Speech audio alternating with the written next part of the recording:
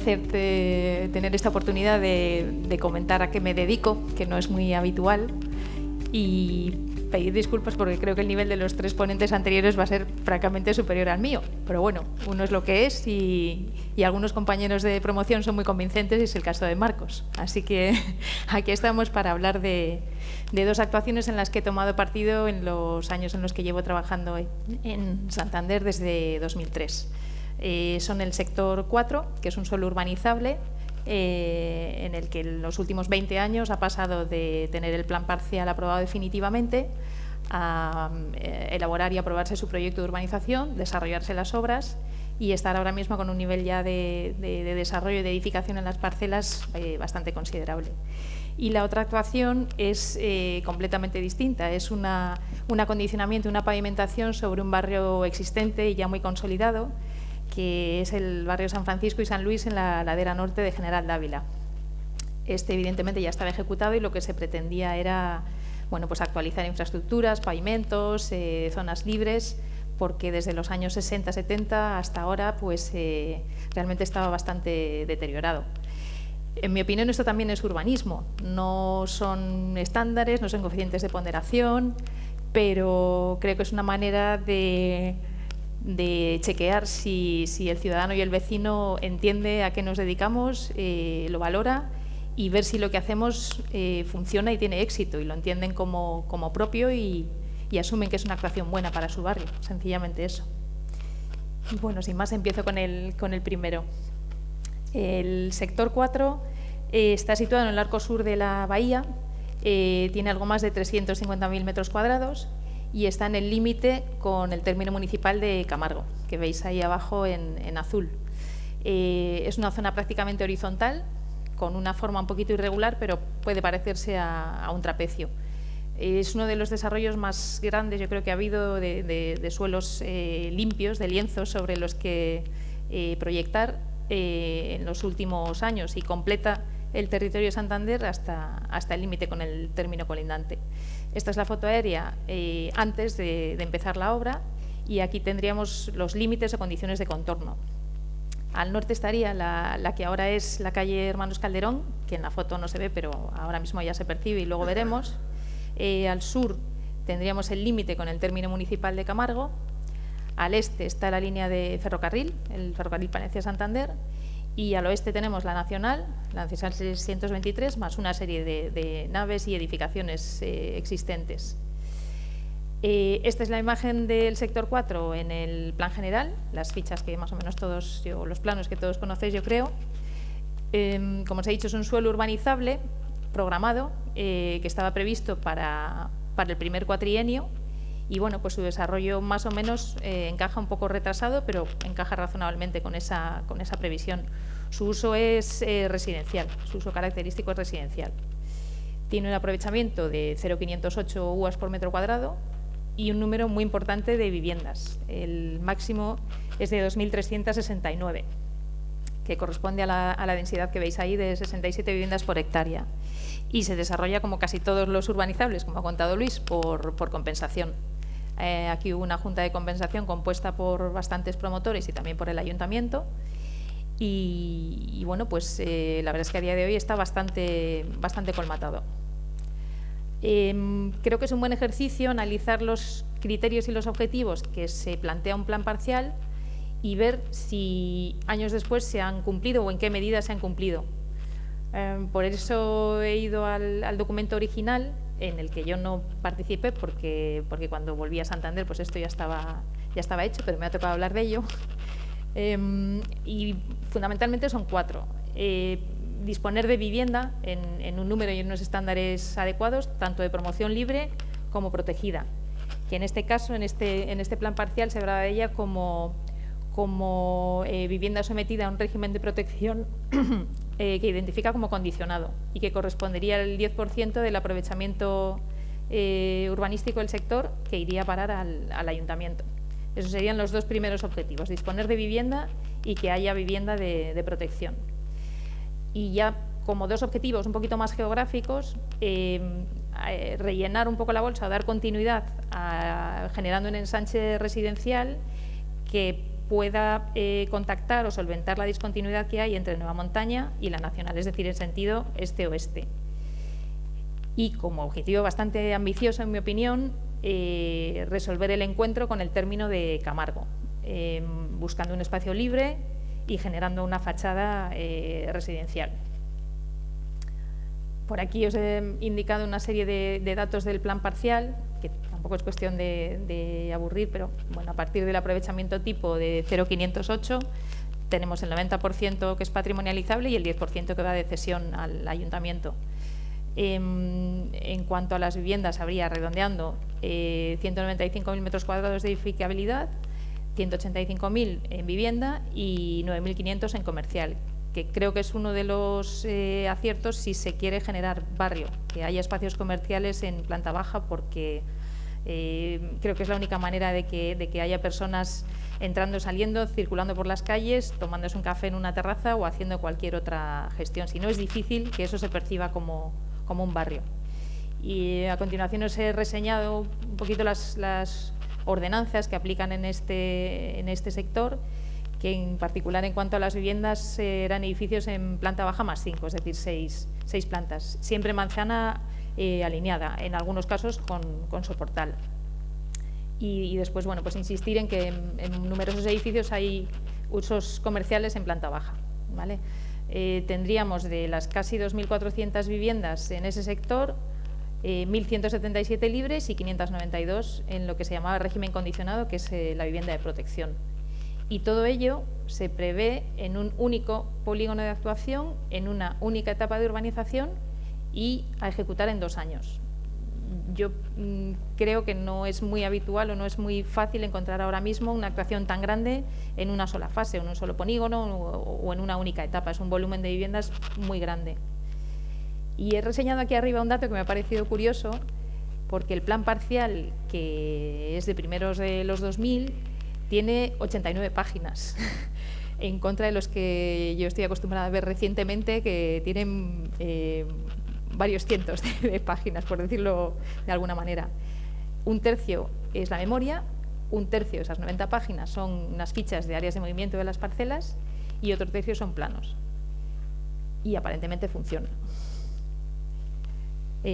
Aquí algunos datos del proyecto de urbanización en los aspectos de ordenación y de construcción más importantes, ya un poco como previo de la obra. Los suelos que había aquí en el sector 4 tenían unas condiciones que hacía bastante complicada la construcción de viales y podía dificultar también después la edificación de las viviendas. Esa zona que aparece sombreada en azul son todo limos y arcillas y debajo de ellos hay fangos, con lo cual una de las primeras cosas que hubo que hacer en este vial troncal grande que se ve con esa rotonda tan grande fue hacer una precarga, es decir, cargar con una altura de terreno, en este caso de casi 6 metros, que permite ir consolidando el suelo, ir extrayendo el agua, obteniendo el asiento que le corresponde a largo plazo, acortándolo en el tiempo, de manera que los viales que se ejecuten ahí pues sean funcionales y no asienten. La verdad es que la geotecnia en esta zona era complicada y dificultó bastante la obra. Otro rasgo un poco, no tanto constructivo, pero sí viendo un poquito la ordenación de esta trama de viales ortogonales entre sí, es que la red viaria tiene una presencia muy grande. Son viales muy anchos. Cuando hay aparcamiento tienen del orden de 20 metros, 24, 18. Entonces, cuando uno ve la imagen en planta o la foto aérea, la red viaria tiene muchísima presencia. Cuando no hay aparcamiento son un poquito menos anchos, 10-12, pero aún así son viales de 4 carriles en algún caso y con mucha presencia. Hay un par de plazas grandes, sobre todo una de ellas, cuadrada en el centro, y un paseo peatonal pegado al canal de Raos, al arroyo que viene por la zona sur, cerca ya de Camargo. Este arroyo se salva con 4 pasarelitas de madera y una gran pradera, que es un espacio libre situado al sur de 57.000 metros cuadrados en la colindancia con Camargo. Y después otro par de aspectos significativos de la obra, pues era que, dada la horizontalidad de este sector, La red de saneamiento tenía tan poquita pendiente que los diámetros eran muy, muy grandes. Las pendientes en muchos casos eran inferiores al 0,5%, lo cual llevaba diámetros muy, muy grandes y a una dificultad de ejecución para poder nivelar correctamente la red de saneamiento.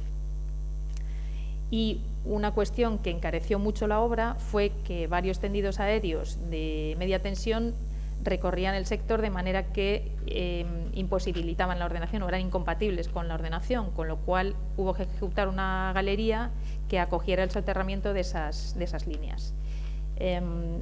Eso, aparte de dificultad constructiva, implica sobre todo un coste muy grande y repercute en que la urbanización fue costosa. El presupuesto de ejecución de materiales del proyecto de urbanización era de algo más de 17 millones de euros y el plazo que reflejaba el proyecto de urbanización de 36 meses. Y por aquí pues, resumo un poco, indico un poco en este esquemita en el que se ve esa trama de viario tan ortogonal. Algunas de las cuestiones o elementos importantes. Esa línea verde que aparece ahí es una tubería de abastecimiento de suministro a Santander, que condiciona tanto la obra que la manzana que aparece en esa esquina, si os fijáis, está abierta en diagonal. Por aquí tenemos el soterramiento de las líneas eléctricas que os he comentado antes, de los tendidos aéreos de media, y por abajo tenemos el canal de Raos, que era otro de los elementos digamos, importantes y a respetar y a mantener y a tener en cuenta con el saneamiento. En la sección que aparece a la derecha se podría ver de sur a norte pues, la posición del canal de Raos, la galería eléctrica, una tubería grande de saneamiento y un vial con sus servicios correspondientes. La obra se hizo entre los años 2004 y 2012, desarrollada en 2 fases. El director de obra fue Roberto Morado y el contratista es una UTE, Emilio Volado y SIEC. Y aquí os he puesto un poco el desarrollo en el tiempo de este sector. Son 20 años, desde que se aprueba definitivamente el plan parcial hasta la actualidad. Se empiezan las obras en 2005 y en 2009 empiezan a aparecer edificaciones. En 2010 se finaliza la urbanización de las fases 1 y 2, la tercera era una parte pequeñita, y a día de hoy pues hay 1.175 viviendas construidas y 194 en construcción. Aquí tenemos una foto aérea del sector ahora. Y volviendo atrás a esa lista de objetivos y criterios, creo que es un buen ejercicio analizar si se cumplen o en qué medidas se han cumplido. Por ejemplo, en disponibilidad de viviendas para promoción libre, pues había 22 parcelas destinadas a vivienda libre y 4 a vivienda de protección. Se han edificado 10 de libre y las de protección se han edificado las 4, la totalidad. De manera que de las casi 2.400 viviendas que había previstas, pues ese número que os indicaba antes, 1.175 construidas y 194 en construcción. Luego es un objetivo que, bueno, razonablemente está hasta cierto punto conseguido. En cuanto a la vivienda de protección, se han ejecutado todas las que estaban previstas. El 10% de aprovechamiento del ayuntamiento a día de hoy está materializado y todas las parcelas que tenían vivienda de protección están ejecutadas. Y los otros 2 objetivos que marcaba el plan parcial, que eran no tanto relativos a la vivienda, sino al contexto y a la integración, serían el generar un ensanche residencial en el arco sur que resuelva el espacio vacío entre Nueva Montaña y la carretera nacional, y ahí entiendo que con esas flechas vemos qué es lo que se pretende conectar. A la derecha la bolsa de Nueva Montaña y a la izquierda la nacional. Se genera ahí la calle Hermanos Calderón y de alguna manera, como intento ilustrar con la imagen de la derecha, pues se resuelve esa falta de conexión entre esas 2 grandes bolsas del municipio, Nueva Montaña y todos los terrenos que quedan a la izquierda de la nacional. En cambio, por abajo, con esa flecha más corta roja, creo que el encuentro o la conexión con el término municipal de Camargo, que a nivel de infraestructuras se ve claramente por comparación que tiene otro grado y otra escala y otro nivel de definición incluso, pues en mi opinión ha quedado un poquito pendiente. Creo que la conexión con Camargo no se ha resuelto tan adecuadamente como la que se pretendía al norte, que entiendo que razonablemente está materializada. Con esto, más o menos, tendríamos una visión del sector 4, que es un desarrollo al uso, por decirlo así, un urbanizable que cumple su plan parcial, aprueba su proyecto de urbanización, ejecuta su obra y al cabo de unos años más o menos responde a aquello que se pretende, que es generar suelo en donde se pueda edificar. Y paso a la segunda ocasión de la que os voy a hablar, que es la reordenación y pavimentación de los barrios San Francisco y San Luis. Este es un caso completamente distinto, un barrio situado en la ladera norte de General Dávila, construido hace pues casi 50, 60 años, que pedía pues, una renovación. Tiene una superficie de casi 57.000 metros cuadrados, incluyendo edificios, solo se actúa en el suelo público. Y la topografía es completamente distinta, no es para nada un suelo horizontal, sino todo lo contrario. Pasa del nivel, la cota 60 aproximadamente en General Dávila, hasta la cota 35 en la Avenida de los Castros, lo cual nos da más o menos una pendiente media del 10%, con la dificultad que genera intentar hacer algo accesible en un barrio así. Tiene un contorno también bastante irregular, pero bueno, básicamente va de dos lados paralelos, General Dávila y la Avenida de los Castros, y tiene una anchura en torno a 250, 280 metros de dimensión. Es esta imagen aérea que veis aquí, en la que los límites o condiciones de contorno, por llamarlo así, serían Avenida de los Castros, General Dávila, al este el barrio de la Bajada de San Juan, eso que aparece en diagonal es Camilo Alonso Vega, y el Instituto José María Pereda, y al oeste estaría el Parque de Mendicoague, y esa calle que se ve en forma de L aquí es Miguel de Unamuno. Aquí tenemos, al igual que hemos hecho en el sector 4, por seguir un esquema semejante, que dice o que refleja el planeamiento vigente del 97 para este barrio. Y bueno, pues indico ahí un poquito las ordenanzas que aplican. Es edificación abierta al interior del barrio. Todos estos edificios que se ven paralelos así en diagonal van todos con ordenanza de A1A, edificación abierta. Después hay un sistema general que se contemplaba y que luego veremos aparecer ahí, que es una rotonda sobre la Avenida de los Castros.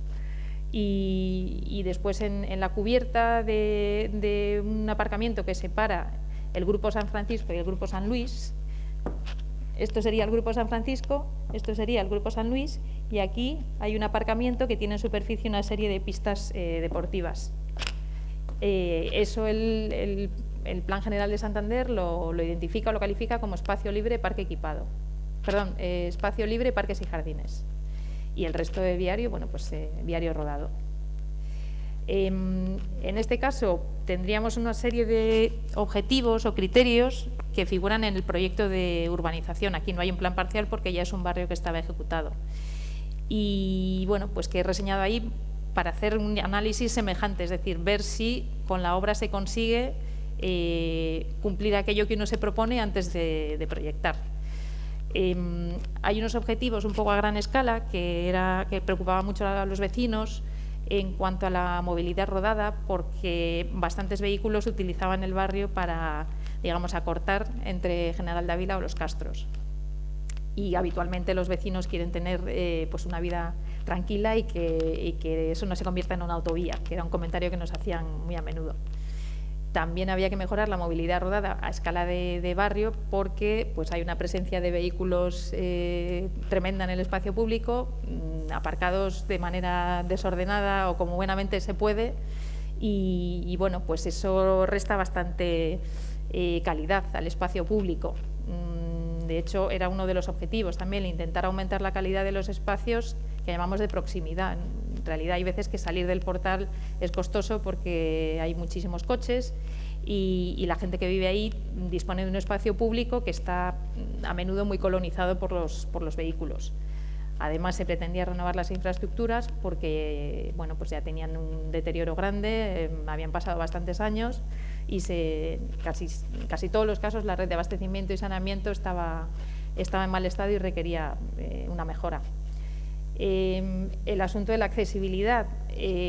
La población de este barrio es mayoritariamente de una edad ya avanzada y bueno, pues reclamaban aceras anchas, menos pendientes, suprimir peldaños, etcétera, todo aquello que fuera en la línea de mejorar la accesibilidad. Y dentro de eso, hacer el barrio un poquito más permeable en dirección norte-sur, porque la disposición de los edificios y los viales no suprimía, pero sí dificultaba bastante el circular en sentido norte a sur, por la propia pendiente también de la ladera. Y bueno, pues por último, ya como unos objetivos un poquito ambiciosos, intentar que el entorno fuera un poquito más amable y un poquito más humanizado para el peatón, que sí se sentía casi agredido por tanto vehículo, ¿no? Para ello es importante, pues esto que indicamos aquí, coser los espacios residuales, estanciales, intentar aprovechar y dar continuidad a algunas esquinas, a algunos recovecos y bueno, pues conseguir que sean recorribles los barrios. Este en particular tiene eso que llamamos identidad del barrio.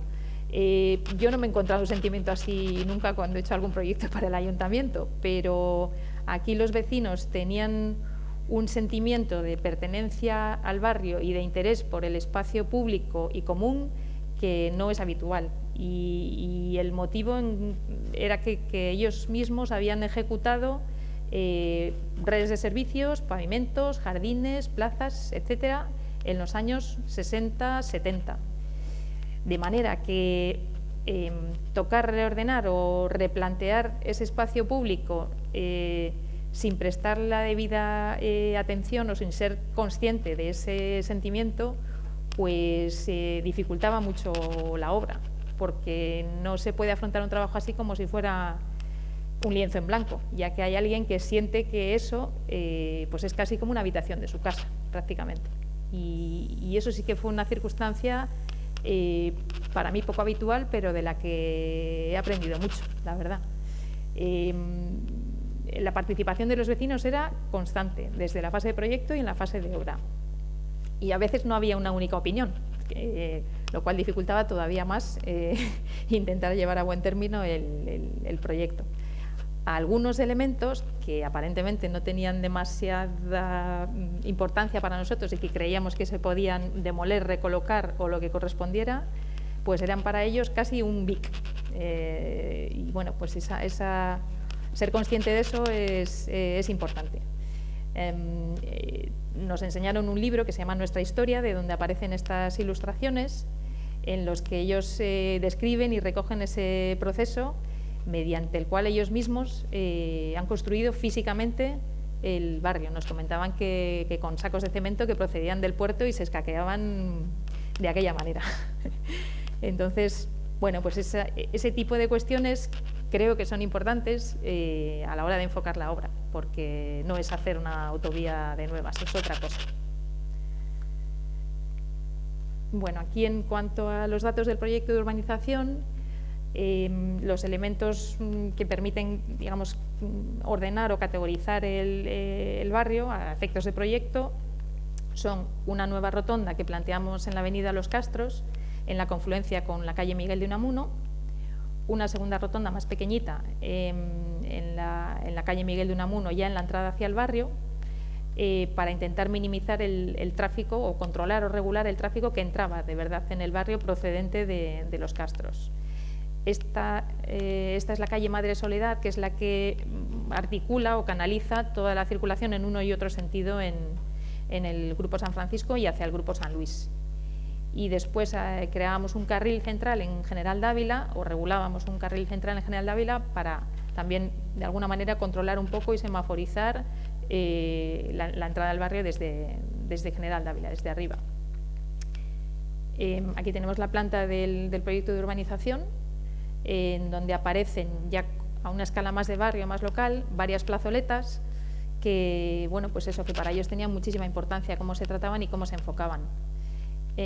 Esta que aparece aquí en este rectángulo rojo, pues tenía que acoger, o pensábamos que podía acoger juegos infantiles y ser más accesible de lo que era en su momento, teniendo en cuenta esa mancha que está ahí en blanco, en la que se celebran fiestas todos los años, y era importantísimo que tuviera las dimensiones correctas porque la carpa tiene que encajar. Aquí hay una bolera que también tiene pues mucha importancia para ellos y que había que renovar porque estaba muy deteriorada. y algún otro espacio que era residual y nosotros entendíamos que podía dar un poquito de continuidad a todo ese borde, pues simplemente haciéndolo un poquito más amable, en donde puedas estar, simplemente generar una zona estancial. Y después, hablando ya un poco de permeabilidad, cuidar estos recorridos norte-sur que aparecen ahí, en el borde con Mendicovague, que te permite ir desde General Dávila hasta Los Castros con cierta facilidad, y ya en el barrio San Luis, ahí a la derecha, pues cosiendo un poquito residuos, espacios inconexos que les permitían bajar pues hasta la parada de autobús que está en la avenida de Los Castros, o subir hacia General Dávila o al instituto, articular un poquito los recorridos peatonales del barrio. Aquí como dato tenemos el presupuesto de ejecución material, un poquito más de 2 millones de euros y un plazo de 11 meses. Esta actuación es radicalmente distinta de la que hemos visto primero. Por aquí, bueno, pues he puesto algunas fotos del antes y el después. El uno, lógicamente, es antes, y ahí se ven más o menos los problemas fundamentales que debíamos resolver. Pues espacios sucios, residuales, poco amables, una presencia de vehículos muy grande y muy desordenada en ocasiones, muchos escalones, muchas dificultades de accesibilidad para gente mayor. Y a la derecha he indicado pues algunas de las imágenes de cómo quedó la obra al terminar. Intentamos dignificar zonas verdes, ordenar el aparcamiento, no sin esfuerzo, y bueno, pues generar algún recorrido transversal eliminando peldaños, como se puede ver ahí a la derecha. Esta obra la hicimos entre octubre de 2018 y marzo de 2020 en una única fase, en la que el contratista fue Ascan. Y bueno, pues ahí tuve la suerte de llevar la dirección de obra y de aprender mucho. Este sería el desarrollo temporal. En 2016 nos piden oferta para hacer el proyecto, que se adjudica en 2017. A lo largo de ese año lo redactamos y en 2018 nos piden oferta para hacer la dirección de obra, que asumimos y hacemos entre 2018 y 2020, que es cuando termina la obra. Y bueno, aquí sería pues esa especie de análisis o de examen que pocas veces tenemos tiempo de hacer, y ver si aquello que escribimos en su momento y que nos planteamos en las primeras reuniones lo hemos podido razonablemente cumplir. El objetivo de la movilidad rodada a escala de distrito, en principio se cumple, y parece, por lo que yo sé por los vecinos, que funciona, con la rotonda de la avenida de Los Castros y la más pequeñita, la de Miguel de Unamuno, y que de alguna manera les permite, digamos, estar contentos o satisfechos con el nivel de tráfico que pasa por ahí, y mejorar esa situación y esa sensación que tenían de esto es una carretera por la que pasan un montón de vehículos porque les viene bien y acortan, pero nos dificultan un poco la vida en el barrio a diario. En cuanto a la movilidad rodada, ya a una escala más de barrio, pues hemos procurado que la circulación sea más segura, dotar de anchura las aceras, que en muchos casos eran muy estrechas, evitar que los coches estén demasiado próximos a los edificios para que se pueda circular, y poner un poquito de orden en el aparcamiento, quitando, pues, generando direcciones prohibidas, calles de un único sentido, eliminar giros a izquierda, etcétera. En esta foto de la derecha del barrio San Luis, bueno, pues ahora parece que está más o menos ordenado en cuanto a aparcamiento, pero la verdad es que era, bueno, si llevo 2 horas dando vueltas y no consigo aparcar el coche, lo acabo dejando donde buenamente puedo. Y, en fin, costó mucho porque siempre hay 2 sensibilidades respecto a quien valora mucho, necesita mucho aparcar su vehículo por su costumbre, por su vida, por lo que sea, y quien es un peatón y está aburrido de los coches. Suele ser un balance y un equilibrio, que luego hablamos un poquito de ello. En cuanto a la calidad de los espacios de proximidad, se hizo un esfuerzo por mejorar mucho las zonas verdes, los pavimentos, el mobiliario, los cerramientos, pero creo que todavía quedan fondos de saco y todavía quedan puntos un poco negros que, bueno, habría estado muy bien poder solucionar, pero llegamos hasta donde buenamente se pudo. Eso sí, las infraestructuras se renovaron casi completamente. Abastecimiento y saneamiento se renovaron casi en su totalidad. Y en el alumbrado también hicimos alguna actuación, aunque muchas de ellas ya estaban en fachada. Sobre todo la actuación de infraestructuras fue abastecimiento y saneamiento. Muchas acometidas no inventariadas, muchos servicios que hubo que replantearse, pero bueno, en abastecimiento y saneamiento sí que hubo una actuación importante. Aquí tenemos una comparativa del antes y el después de las mismas calles o los mismos rincones. Empezando a la izquierda, ahí teníamos 2 fondos de saco. Nosotros en proyecto habíamos propuesto conectar los 2 fondos de saco, pero finalmente no salió adelante y no pudo ser así. Y lo que se hizo fue repavimentar y ordenar y suprimir plazas de aparcamiento sin conectar los fondos de saco, pero bueno, generando un espacio un poquito más ordenado.